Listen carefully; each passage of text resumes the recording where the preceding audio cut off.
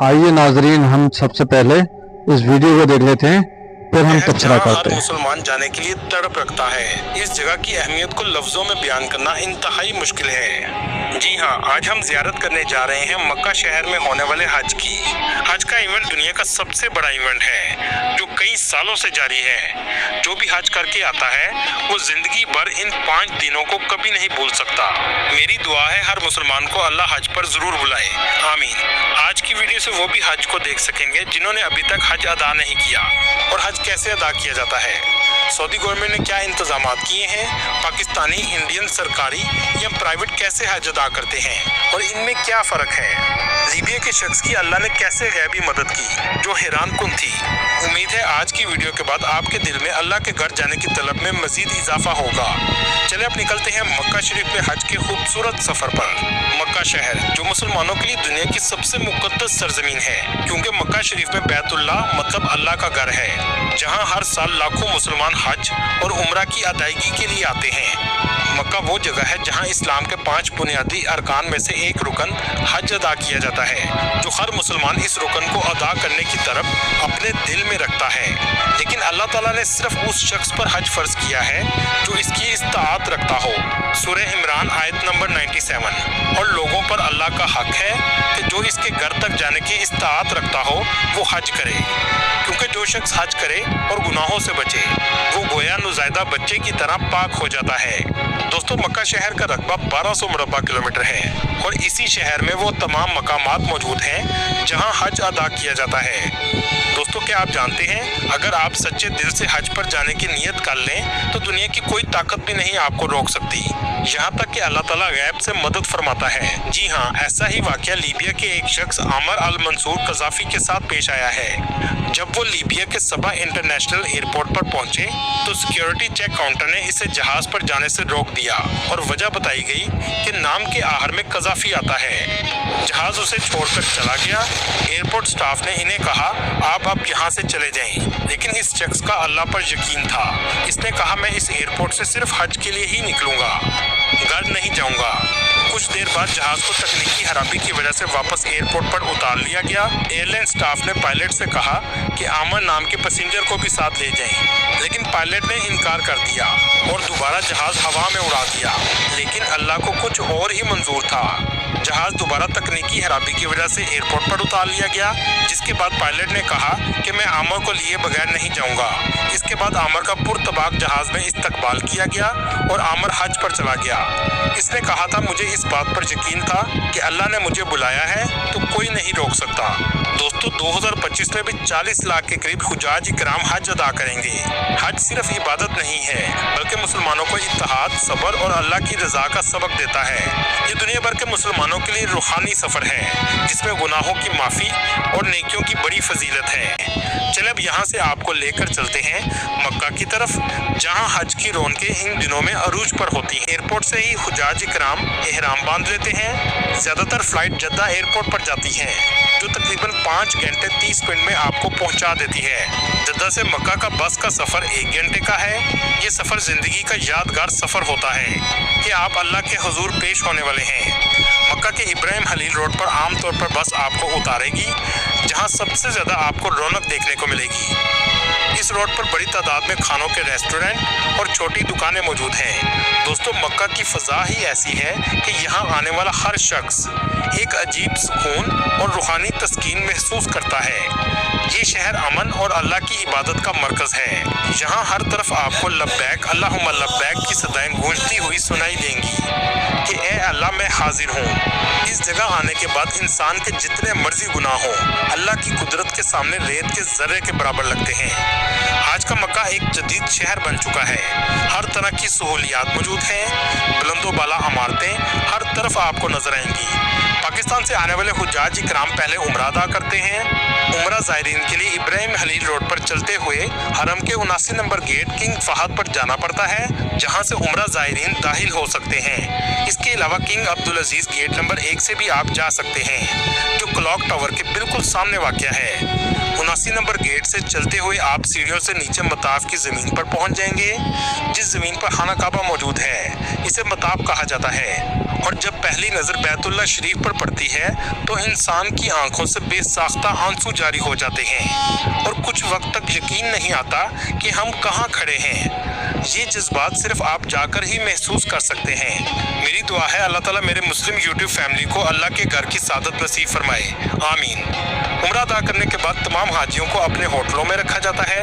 मक्का की हर गली में चहल पहल नजर आती है क्योंकि पूरी दुनिया से 40 लाख के करीब लोग आकर आबाद हो जाते हैं। कोशिश करें आप जब भी होटल लें तो इब्राहिम खलील रोड का ही इंतखाब करें। पाकिस्तानी और इंडियन गवर्नमेंट कोटे पर आने वाले हुजाज इकराम को आमतौर पर शटल सर्विस वाले होटल दिए जाते हैं जो तकरीबन हरम से 6 से 7 किलोमीटर के फासले पर होते हैं। हर नमाज के बाद बस इन्हें हरम लेकर आती है।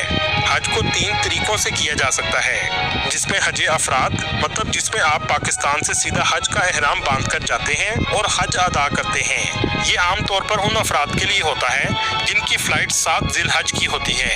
हज किरान जो हज और उम्रा की नियत का एहराम बांधते हैं, पहले मक्का शरीफ में उम्रा अदा करते हैं और फिर इसी एहराम में हज के रुकन अदा करने चले जाते हैं। और तीसरा तरीका जो ज्यादातर लोग करते हैं, इसे हज तमातु कहा जाता है, जिसमें पाकिस्तान से जाकर उम्रा करते हैं और फिर जब हज के दिन आते हैं तो दोबारा एहराम पहनते हैं। दोस्तों 7 जिलहज की रात और 8 की सुबह से मक्का शरीफ में मौजूद तमाम हाजियों को बसों से मिना के मकाम तक पहुंचाया जाता है जहां से हज का पहला दिन शुरू होता है।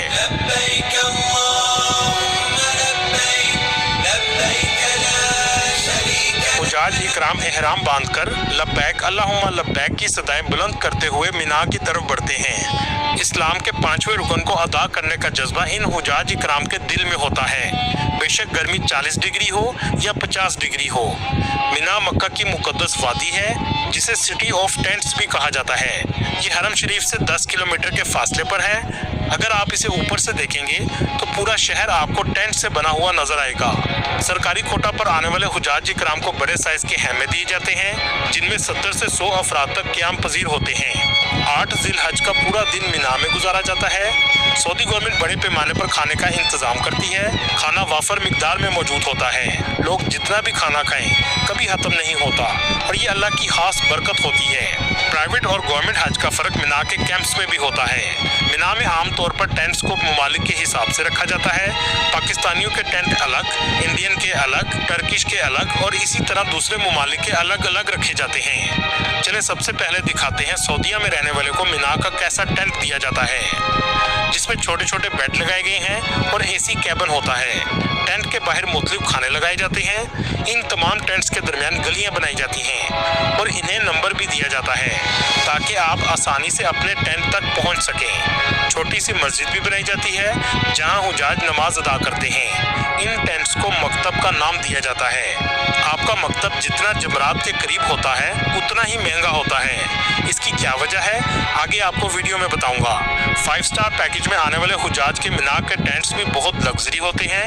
हर तरह की सहूलियात मुयस्सर होती हैं। मिना में एक मस्जिद मौजूद है जिसका नाम मस्जिद अल हैफ है, जहां आप सल्लल्लाहु अलैहि वसल्लम और बहुत से सहाबा इकराम ने यहाँ नमाज अदा की है। कुछ रवायात के मुताबिक 70 अंबिया इकराम ने भी यहाँ नमाज अदा की है। ये वो मस्जिद है जो सिर्फ 4 दिन हज के लिए खोली जाती है। जिन हुजाज इकराम के टेंट्स इस मस्जिद के करीब होते हैं वो अपनी नमाजें यहाँ आकर अदा करते हैं। इस मस्जिद में 40 से 45 हजार लोगों की नमाज अदा करने की गुंजाइश मौजूद है। आप सल्लल्लाहु अलैहि वसल्लम ने हज के दौरान इसी जगह मिना में क़याम फरमाया था, इसलिए इसकी अहमियत भी बहुत ज्यादा है। आज भी बहुत से लोग अपने कैंप को छोड़कर इस मस्जिद में आकर वक्त गुजारते हैं, जो आप सल्लल्लाहु अलैहि वसल्लम से रूहानी मोहब्बत और इश्क की वजह से है। 8 जिलहज गुजरने के बाद सुबह फजर की नमाज के बाद 9 जिलहज का दिन हज का सबसे बड़ा दिन है।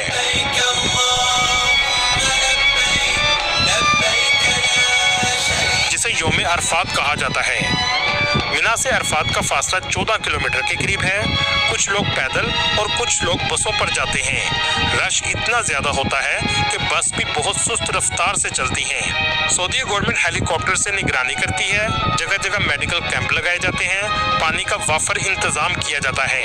इन 40 लाख के करीब हाजियों ने इस अरफात के मैदान में जोहर से पहले हर सूरत पहुंचना होता है। दोस्तों ये वो मैदान है जहां जाकर आप अल्लाह के सामने सब एक बराबर होकर खड़े हो जाते हैं। रंग, नस्ल, अमीरी, गरीबी, गोरा, काला कुछ भी मायने मायने नहीं रखता और अल्लाह से रो रो कर मगफरत की दुआएं की जाती हैं और ये कबूलियत का सबसे अहम वक्त होता है। अरफात के मैदान का कुल रकबा 10.4 मुरबा किलोमीटर है। ज़ोहर और असर की नमाज को इकट्ठा अदा किया जाता है और हज का खुतबा भी बहुत अहमियत रखता है। आप इसे खास किस्म की रेडियो फ्रीक्वेंसी के जरिए सुन सकते हैं। ये खुतबा अरफात में मौजूद मस्जिद नमरा में दिया जाता है।